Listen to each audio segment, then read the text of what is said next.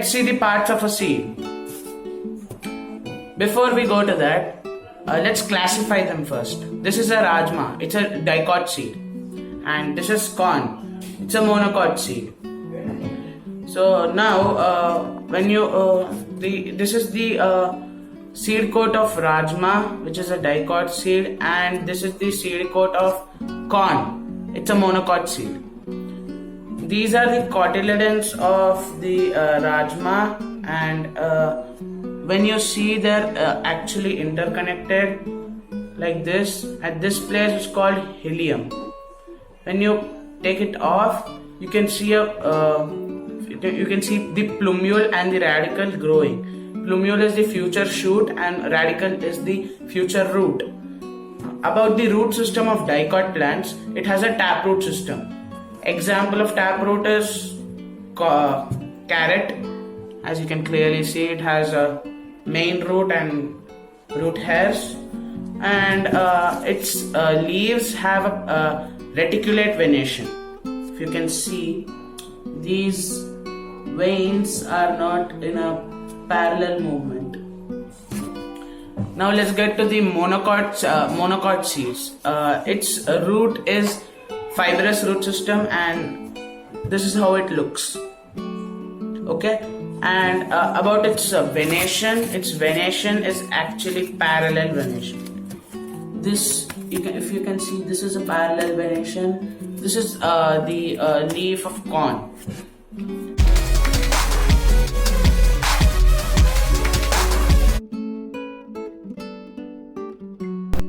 So in this activity, I'll be showing the two types of roots and the two types of leaf venations in plants.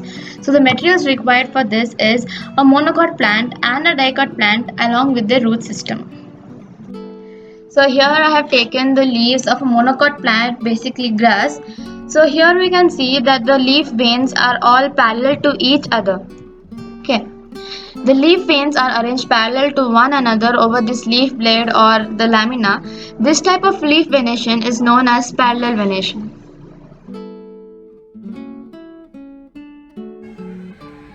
As we can see here that there are many types of plants in this pot. These all are dicot plants. The main leaf which you can see here is of a rajma seed. On the leaf we can see that there are veins, that the veins are arranged in either web-like or network-like structures all over the leaf lamina.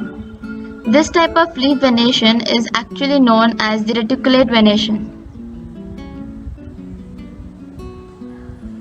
So here I have taken a dicot plant, and here as we see the root system, there is one main tap root which is coming down and forming larger and faster than the other small roots which are coming from its sides. So this type of root system is known as taproot system. And here the cotyledons, we can see here that one part of it comes down forming the root system of the plant, and the other part comes out forming the shoot system of the plant. Here if you see the root system, it is completely opposite of the taproot system which you have seen in the dicot seeds. Here the roots are thread-like structures mostly of the same length. Roots are attached and are coming out from the same point. This type of root system is known as fibrous root system. These roots develop from adventitious roots arising from the plant stem, and usually they do not penetrate in the soil very deeply. So, in the taproot system, the main root with the other minor roots grow deep into the soil, whereas in the fibrous root system, the thick hair-like structure spreads all over sideways in all the directions.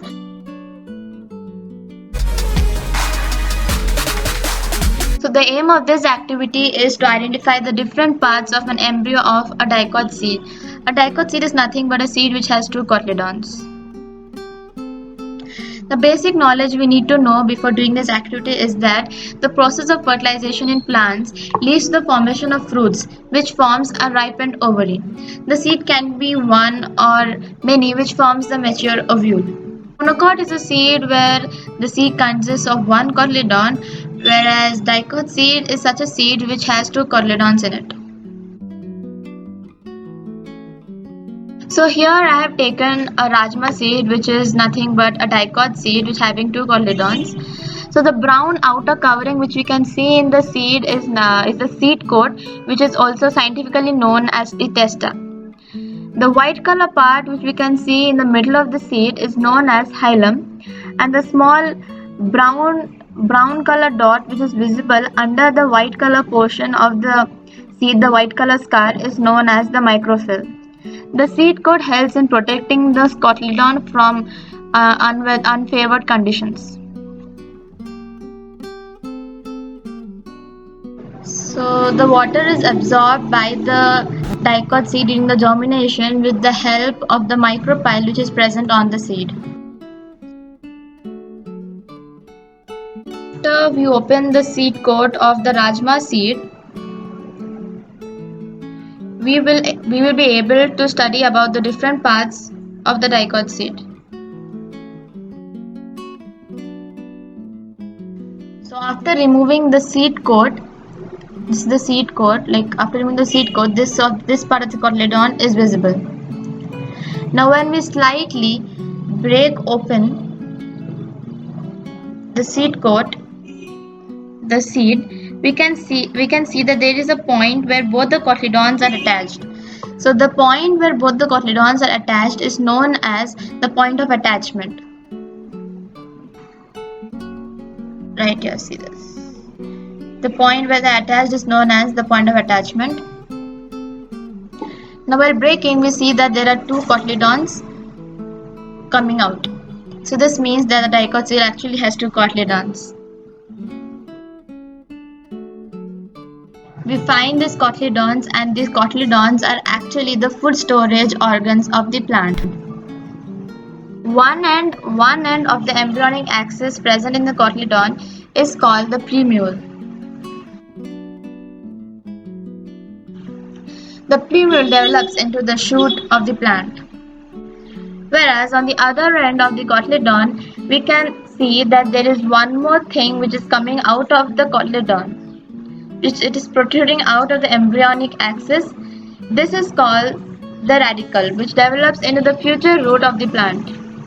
Since two cotyledons are seen in plants like rajma, pea, chole, and groundnut, they are known as the dicot plants. Whereas in seeds like rice or corn, they have only one seed. Thus, they are called as the monocot plant. From this activity, we observe that the bean seed resembles a shape of a kidney. It has a convex and a concave side. The scar is known as the hilum, which is observed on a slightly darker side of the concave side. A tiny pore known as the micropyle is located on the adjacent of the hilum. The seed is enclosed by a brown cover known as the seed coat. The embryo possesses two distinct and large cotyledons that resemble the shape of a kidney. They are white in color. Lateral attachment of the cotyledons to the curved embryonal axis is observed. The three principal parts of the embryo of the dicot seeds which are observed are cotyledons, plumule, and the radicle. Precautions we need to take while doing this activity is to take care of the seed while dissecting it, as it may damage the seed, and the cloth that is used to wrap the seeds need to be very moist, and even the seeds should be soaked in water for at least one night, and the seed coat should be removed properly so that it does not damage the seed.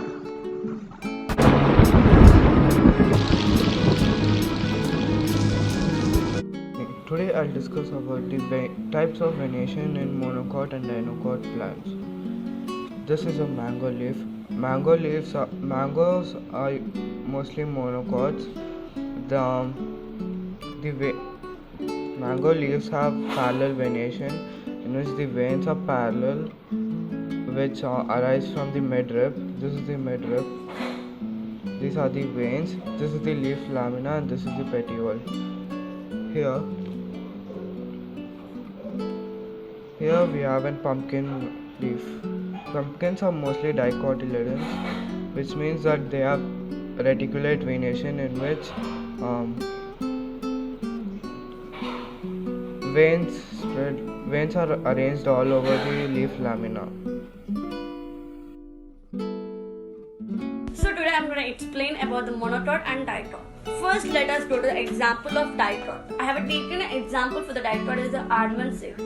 First one is the seed coating of almond seed, and the almond, when you divide into two parts, you find a plumule and the radical. Plumule is the upcoming shoot and the radical is the upcoming root. And the leaf is a reticular venation, and the root coming to the root is a taproot. Finally, let us go to the monocot.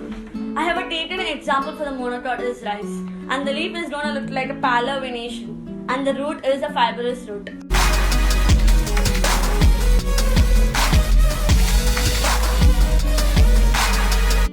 Now let's look at the type of roots a monocot seed has.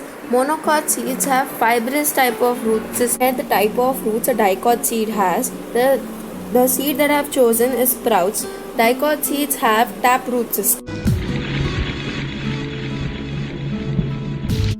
Now let's look at the dissection of a dicot seed. The dicot seed I have chosen are sprouts.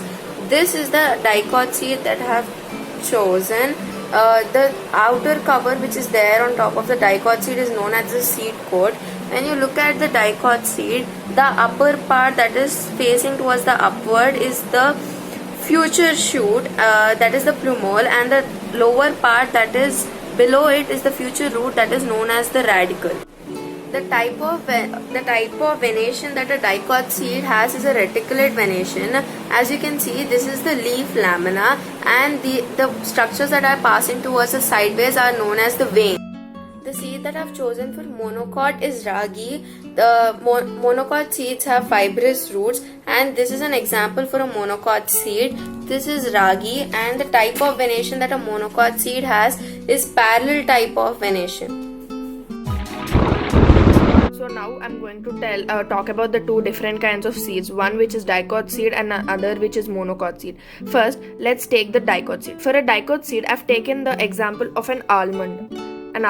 So if you dissect the almond and cut open into two, towards one side of the almond, to the corner of it, you find the plumule and the radical.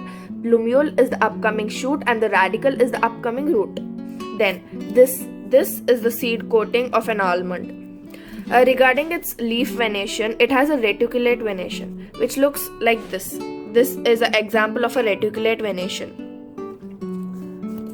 Now, for a monocot seed, I've taken the example of a rice. Its leaf system, like its leaf venation, is parallel venation. So this is the example of a parallel venation, the parallel lines which you can see. So this is a parallel venation. Now finally, let's see the root systems of each type of seeds. First, for the dicot seed, we have a taproot system. The roots of the taproot system looks like this. And then, for a monocot seed has a fibrous root system which looks like this.